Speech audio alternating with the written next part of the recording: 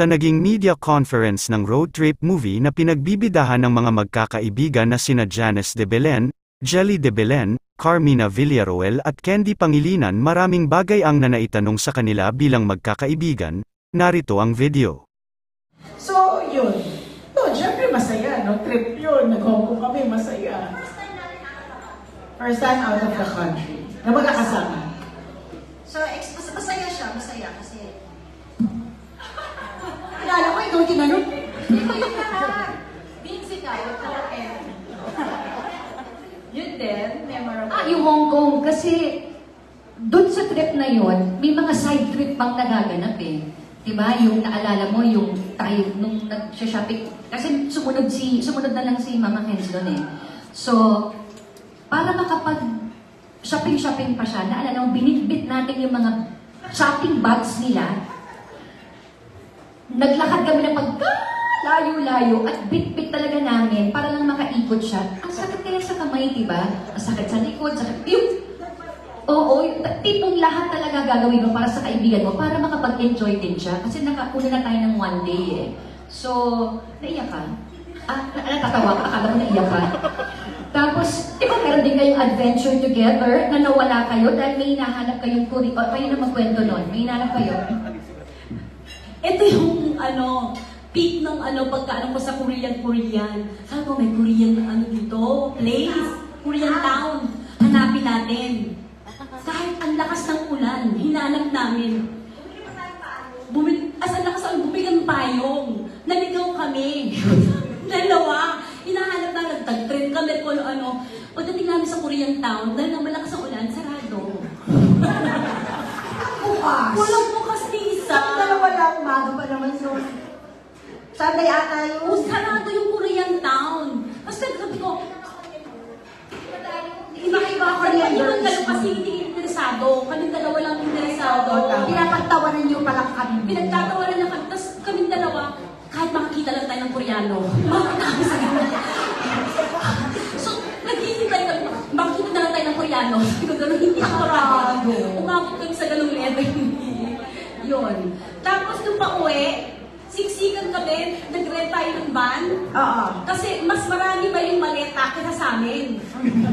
So, kulang yung kamay namin sa maleta. Nagpili tayo ng maraming maleta, extra. Hindi, ikaw ang bumili ng extra. Paano ko nagbuhat yun? Hindi ko nga alam. Pwede ka naman namin tinulungan, di ba? Hindi. Dalawa na yung maleta nyo eh. Tapos meron pa ako extra. Kailang ayaw nila malaman yun.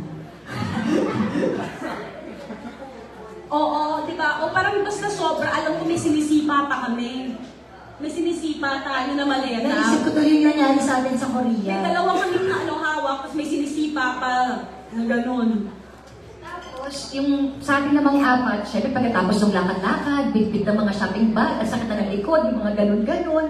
Pagdating na doon sa kwarto, bago maligo, nakataas na yung mga paa namin. Sa sofa. Sa YouTube, saan? Sa YouTube yan. Hindi pa uso ang vlog. Ang hilig ko ng dinivideo ko si Ate Janice. Anong masakit sa'yo? Kasi nakasalon pass na siya at lahat. Ang dami na niyang big na sa loob. Hindi naman siya nag-share siya sa atin. So, pinaiiyak ko siya. Ikaw si Troy de Luna. Ngayon nakasalon pass ka. Anong nararamdaman mo? Sabi ko, so pili ko siya pinaiiyak. So, pinitigan namin siya ng... Meron ba kaming iiyak na yan? Iiyak na yan. Hindi naman nangyari. Hindi kami pinapakinggan. Ano rin instances sa buhay na naramdaman niyo na walang iwanan kayo sa isa't isa? Ikaw, Kim, Nina, Ed. Ano yung instance sa buhay natin na walang iwan? Naramdaman niyo na hindi kayo iwanan ng mga favorite.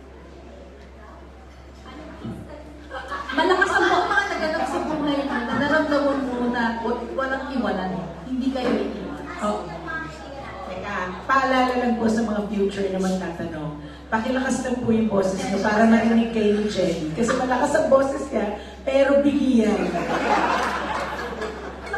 Kaya nga malakas ang boses niya. Di ba, narinig yung sarili? Ako na lang nagsabi sa inyo na kaya siguro malakas ang boses ko kasi hindi ako nakakarinig ng tama.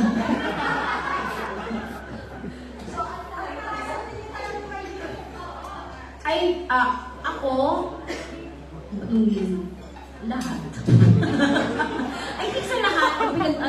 journey, di ba, ng buhay ko.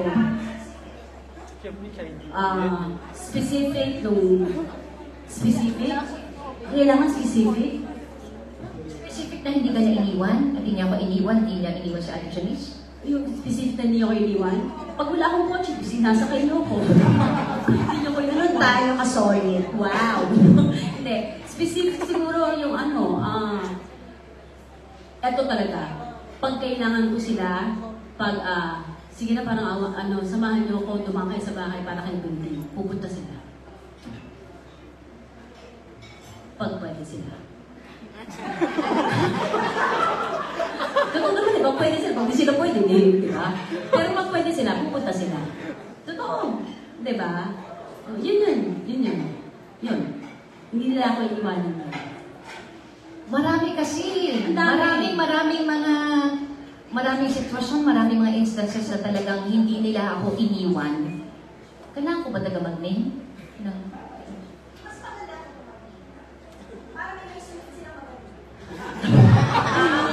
Sandali lang. Kasi pa talaga. Pero, Kaya nga, parang may yun na nga. Magbibigay na lang kami. Kino-coach nila ako. Kasi, yung mo kay kaya nga, yun nga sasabihin ko. Gusto ko pa bang balikan yun? Di ba? Hindi, pero kailangan mo sabihin yun. Kasi nalibot kami nun eh. Kasi isipin nila, di ba? Yun. O, diba? Sige, meeting muna kami ko. Ano ba sagot ko? Kasi yung baka yung ma-misinterpret. Kasi, hindi, ito. Kasi may mga, syempre yung mga hindi ka iiwan during nung mga times na down ka, problematic ka. So, gusto ko ba talaga ikwento yun pa sa kanila? Ibalik Paalala sa kanila kung ano paalala. yung Pero yun yung mga panahon na, basta, alam niyo naman yung pinagdaanan ko dati, ganun. Ang dami. May alam na rin daw doon. Ito na, sasagot, yun nga. Siyempre, nung nag-pressure ako sa friendship na to.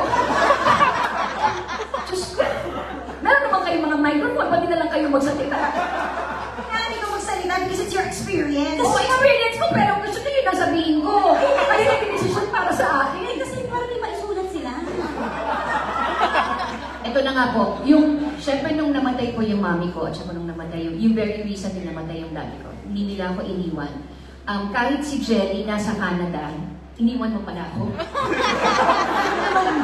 Hindi mo alam na mangyayari yun. Oo, sorry, iniwan mo pala ako. Pero ako naman ang nag-text sa kanila Hindi. para sabihin na Kasi iba yung relationship ko talaga with Jelly. So, nung time na nasa hospital. Nasa hospital si Tita Menchu, yung mom niya. She was only about mga teenagers pa lang kami nun eh. So, no, right after, I think I was one of the first na tinawagan niya because we were together just the day before, 2 days before. Sinabi niya na, Jelly, wala na si mom. So, yun. So ngayon, nung nangyari ulit kay Tito Reggie sa daddy niya, kahit na nasa Canada ako, siyempre, nanap niya. Tapos nung si Mami, siya din ang hinanap ko. When our mom passed away, ito rin dalawang to. Di ba maraming inaasikaso pagka ganon? Si Mina at saka si Kenny were always checking, meron na ba kayo ganito? May ganito na ba kayo? Kami na mag-aasikaso nitong ganito. Bakit yung dalawa? Sabi ko sa inyo, yung sagot ko mas maganda eh. Pinapaiyak ko. So, ayun. Iyak din tayo. Kenny, iyak din tayo. Isama kayo, Lord. Ewan ko sa'yo. Namiyak kayo. Akala ko ganyan. Hindi, kasi even the times na hindi mo na kailangan magsalita, nandiyan sila. Sa point na when Mina's dad passed away, umabot sa point na kami na rin ni Candy nagwe-welcome sa mga bisita. I think it's something na we know, parang it's automatic. I mean, we've been together for decades. Ito since we were born. Kalaan mo yun? May ganun ba si friendship? So, syempre, parang hindi na kailangan magsalita, hindi na kailangan ano. Ay, ako nga, I feel bad that I wasn't there for Tito Reggie when Tito Reggie passed. Pero, you know, alam naman ni Mina na parang in spirit, if I could do anything, I would really do anything for her. Pero, hindi nga lang kumubra at that time. Pero, it's been like that through the years. Kung ano man ang pinagdadaanan ng bawat isa, andyan kami. In fact, si Janice, andyan din ako pag ano, may mga special occasions. Pag Pasko, sinasamahan ko naman siya. O, yung mga families namin, we get together. Okay, I think that was it. Thank you very much for your question, Miss Maylene De Leon of TV5 and Pop Life. For our next question, we have Miss Lea Saltera of ABS-CBN Entertainment. Hi, good afternoon. Hello. Continuation ng questions kanina, Jel, at saka Andy, si Janine. Anyway, in this film na road trip talaga, literal. So, ano yung pinaka-madaling nangyari sa inyo dahil friends kayo lahat? And ano yung pinaka-challenging na nangyari while making this film? So, from Manila to northern, to the tip of the northern, Mount Pulag. I think ang pinakamadali for us is pag meron ako naisip na sabihin or ad-lib, mabilis umake up kahit sino. Yung sagutan, so mabilis. Kasi nga magkakilala kami. Ang pinakamahirap, I think, yung trek. Yes. Yung pag-akyat Paakyat ng Pulag. Yung pag-akyat at pagbaba ng Mount Pulag, yun talaga ang pinakamahirap. Kasi physically. So how long did it take you to go out? Nalupanin ho kami hanggang ngayon. Emotionally. Sorry. Hindi po. It took us 7 hours? And then almost 2. Well, kasi we had to stop kasi nag-iintayan tayo ng Siguro bawat mga 5 hours. I guess. No. And then we were also shooting in between, so I don't know if Hindi it ko counts. talaga alam pero ilang oras ba ho? Hindi ko talaga yung ito kung Ako sa sabing eksena kung tulog ako. The pinakamadali, I would say, is yung samahan. Yun yung pinakamadali. Kasi mahirap kaming i-schedule, pero pag nandun kami, nandun kami. Nagawa niyo. Yes. So parang we didn't need to adjust to each other. Ang story magbabarkada. So obviously, we didn't have to make the extra effort to be comfortable. Usually kasi pag may ka-eksena ka na hindi mo pa gamay, kikilalanin mo, mag-adjust ka, titimplahin mo. Ito, hindi na namin kailangan masyadong magtimpla kasi alam na namin. I think that was the easiest part. Can we hear from Carmina? I agree. Yun din po. Yun nga, yung samahan nga kasi dahil hindi na namin kailangan mag-workshop, hindi na namin kailangan kilalanin yung isa't isa kasi nga, yung story nga is about friendship. So, makikita at mararamdaman nyo na kagad na, ay oo nga, magkaibigan nga itong mga to. So, doon talagang parang magkakaiba kami ng personalities, di ba? Parang kaming, pero pagka dinikit kami, parang nagmumul tayo, na parang nagiging isa kami, pero pag pinaghiwalay mo, iba-iba kami ng shape. Iba-iba tayo ng, parang Lego, parang ganon. So, ang ganda lang, hindi ko ma-explain, pero I'm sure meron din kayong mga barkada, meron kayong mga set of friends. Ganon din po kami. Ganon din po. Alright, thank you. Thank you. Thanks, G. Happy birthday. Thank you, Miss Lea. Thank you very much. That was Miss Lea Saltera of ABS-CBN Entertainment. Up next, we have Alan Jones of TWAD.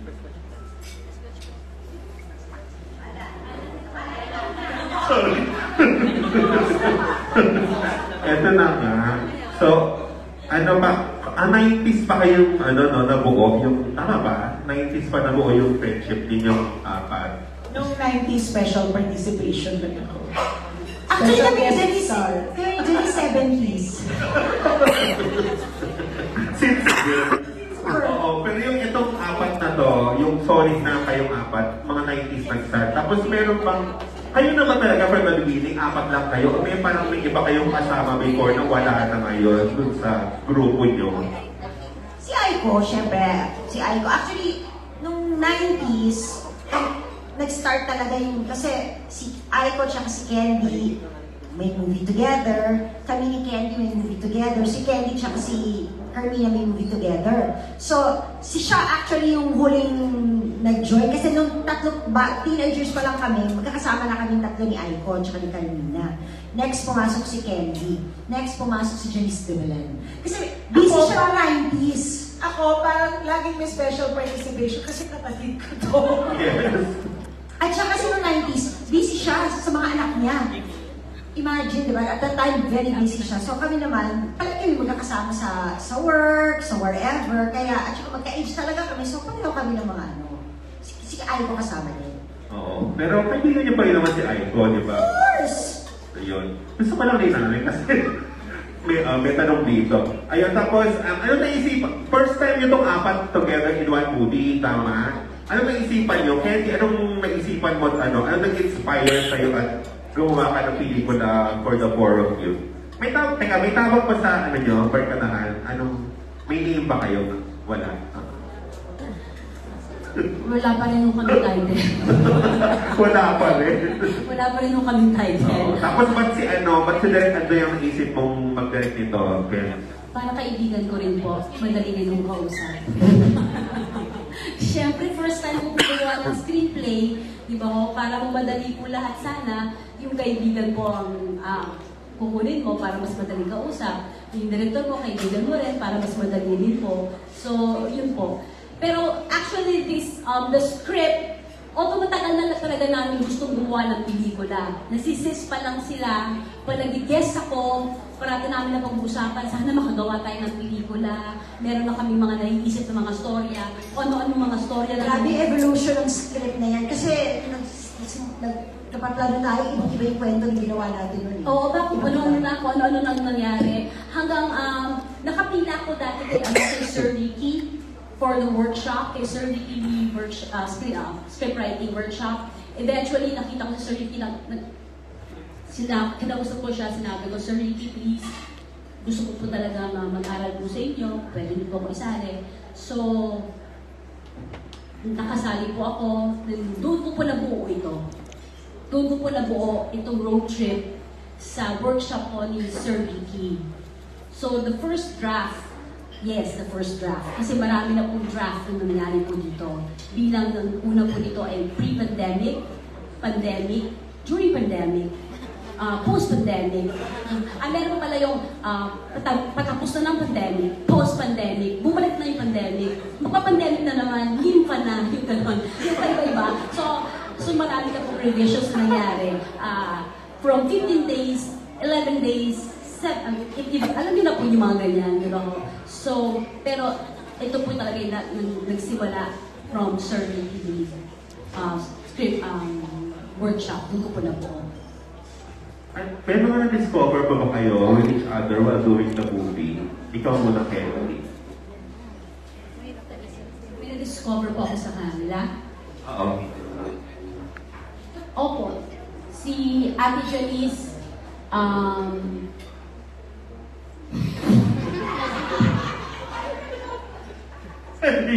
Seryo? Kaya mo ba Mars?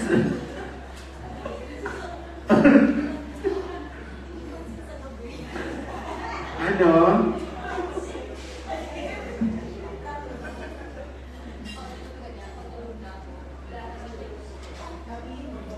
O, i-share nyo naman yan. Gabi. Ano? gabi na yun. Gabi yung OA ka. Tulog na nga kami. Pero hindi gabing-gabi kasi di ba galing tayo, yun yung pagbaba natin ng Mount Pulag. So pagod na pagod tayo, iba yun. Oo, yun yun. Pagod na kami. So talagang antok na. Hindi. Last day natin yun. Natulog ka kasi nung hapon. The next day, alis na tayo. Hindi, pumabak tayo ng pulag. Okay pa. Nasa ibang feedback na sa ibang shooting. Ganito yan. Kasi marami kaming mga baon. Yung mga inalalo. Oo, Hindi na pang isang buwan yung baon yung pagkain. Pero may may mga baon kasi kami, kagaya ko, ayoko nang ibaba sa Manila. Yung pwede ba, huwag na natin iuwi yan. So, kami, may mga kumain ng pansit canton. May pansit canton din akong dala. Sabi ko, iluto nyo na, luto kayo ng mga tatlo. Tatlo, mga ganun. Hindi lang tatlo. Tatlo yun pero big pack kasi. Apat na big pack na sila. big pack. Anong oras yun? Alas 10 ng gabi? Alas 10. Alas 10 ng gabi. Tulog na si Jelly. Eto, patulog na. Ako, nakahiga na ako, nasa taas ako eh. Nasa double Brush bed. na ka na nun eh, nakatoothbrush ka na nun. Nakatoothbrush na ako. Si Ate Janice ganito, baba ka dyan. Bakit? Kakain tayo. Sabi ko, Ate Janice, nakatoothbrush na ako eh. Di ba, toothbrush ka ulit. Sabi ko, Ate Janice, nag-toothbrush na ako. Di wag, ayoko nang lumabas para mag-toothbrush ulit. Alam mo namang malamig. Di wag ka mag-toothbrush para makakaalam. Kasi nakakain na kami ni Carmina, kaya busog na busog kami. Kayong dalawa, hindi kayo masyadong kumain nun. Tapos pinili ka. Sabi ko, Ate Janice, ayoko talaga kumain. Kumain ka. Matutuwa ka dito. Kasi yung pag-invite niya sa akin, dahan-dahan Walang choice. Parang walang choice. Saka nakakatakot na yung, halika dito. Kumain ka. So, eto pa. Ako lang ang nasa double deck sa taas. Bakit? Hindi pwede itong ma-double deck. Dahil, lampa, madadapa. Hindi. May ihiil. Diba? Lagi siya, kailangan siyang nami-wee-wee break habang natutulog. Hindi naman po habang natutulog, ha? Oo. Ibig sabihin, in the middle of the night, magigising siya, kailangan nilang dalawa palagi mag-wee-wee. Oo. So, ayaw nila doon sa taas. Ang bata ko din sa taas. Lampa ka rin eh.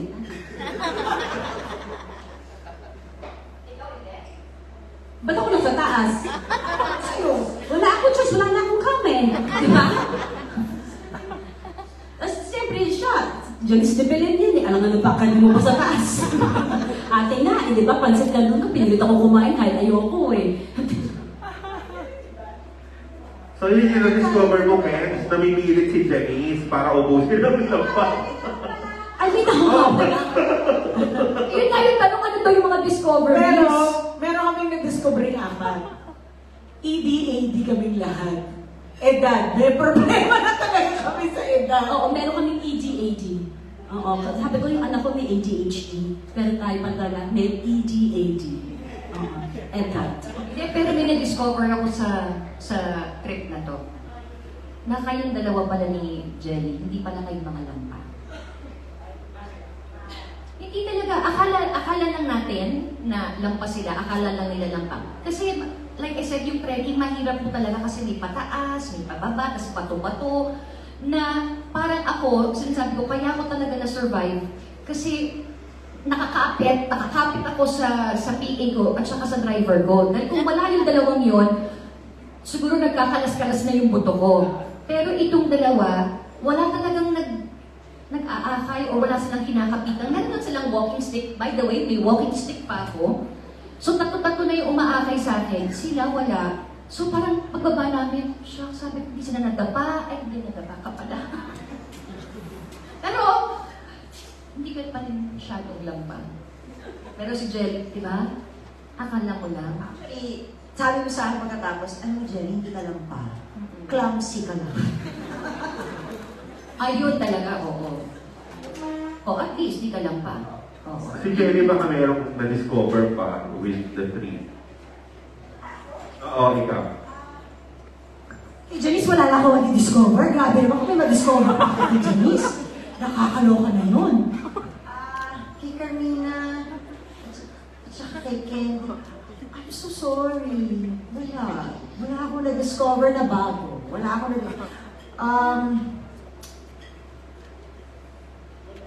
wala talaga eh. I'm sorry. Gusto niyo Alam mo, parang may masulat siya. Gawa mo ba ito? Pag-invento ka. Parang may magandang headline Si kasi. si Candy, alam niyo. Oo. Tapos nagkaki sa dulo, joke lang. Ganon. Ano kaya si Candy? Kasi wala talaga eh. Wala talaga. Sorry, Alan. Thank you. Thank you very much. That was Alan Jonas of TWAD. Up next, for the next batch, please do stand by. Sir Neil Ramos of Tempo, Nurse Alma of GMA Entertainment, Miss Astra Moya of TikTok, Erwin Ogawa of Pika Pika, and Annalina Amistoso, a TikTok influencer. Our next question will be coming from Sir Neil Ramos of Tempo. Good afternoon po. For Ma'am Candy, Ma'am, tanong ko lang po all the possible topics na pwede mong i-touch on bilang barkada or friendship film, but road trip po yung angle na isin nyo para sa inyong mga kanta. Hindi ko naintindihan. Kaya pa. Uy, narinig ko! Hindi ka bingi, ikaw na yung bingi! Maraming salamat sa interpretation. Bakit ko road trip pa naisip ko dito na topic? Yes po, Ma'am. O na title. Topic po? Topic po, topic. Theme, yan. Kasi it's a journey. Yun ho talaga. Yung journey. Yung journey po talaga yung, yun yan. Paulit-ulit lang ako. Hindi-iba ko lang yung forma. Different levels. Journey. Hindi iba-iba ko lang yung tone. Pero yun lang po talaga. It's about travel. Paglalakbay ba? Iba. Literal and yung yung deeper it's the physical journey and the emotional and the individual journey and the group journey. Hindi totoo. Talagang team song natin. Si journey. Oo. Yung individual journey ng bawat tao, yung bawat tao, meron tayong kanya-kanyang pinagdadaanan. Tapos bilang isang grupo, meron din tayong pinagdadaanan. Tapos, papunta dito, meron din kayong pinagdaanan. Yung, ganun po. Kaya po road trip. At saka gusto ko lang i-add, di ba sabi mo meron, yung characters may kanya-kanyang, may sarili-sariling journey. Yes. May kanya-kanyang mga realizations, Yes. di ba?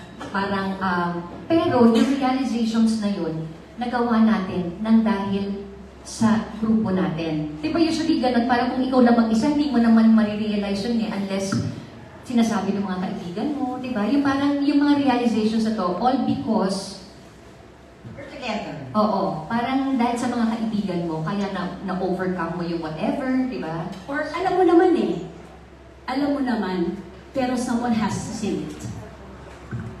At sa una, maiinis ka pa. Oo. Sa una, in denial ka pa. But eventually, unti-unti, kung gusto mo na, ready mo nang tanggapin, parang ko nga, no? Tama talaga kayo. Yung parang gano'n. Yun po. Anyway, nabanggit na rin ng individual journeys. Bawat isa sa atin may journey, right? Meron bang instant, kasi iba-iba yung antas nyo po pagdating sa karir nyo sa industriya. May time na pinakasikat si Janice, of course, very active ngayon si Carmina. Meron bang inggitan, meron ba napag-usapan yung mga factors na gano'n na magtulungan naman tayo kasi may ganun po ba? Walang kinalaman sa career yung friendship namin. Hindi nakabase sa kung sinong sikat, kung sinong busy. Friendship ay friendship. Never even a question. It's never even brought up. It's just, we're not talking about our career. When we're together, it's not our careers we're talking about. We're talking about kung ano nangyari kanina sa bahay, kung paano ako nakarating dito, kung ano yung nasira, kung may kilala ba kayo nag-aayos ng ganito. Yun yung topic ng usual na pinag-uusapan ng mga may bahay, ng mga magkababarkada. So, stature sa buhay, it doesn't count unless it's a problem. Unless it's something that you're going through that you want your friends to know about. But really, it's just like everybody. We all have our friends. Whatever you talk to about your friends is the same with us. At saka siguro sa atin, parang we're always happy for each other.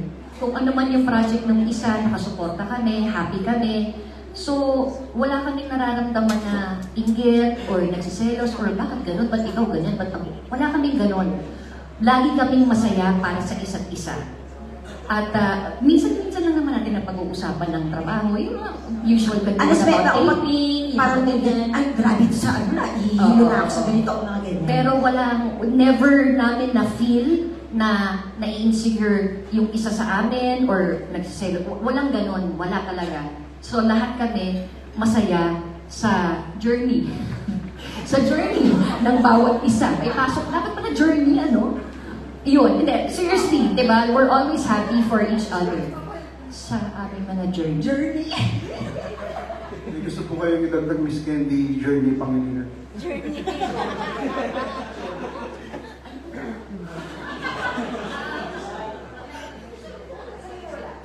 Wala po.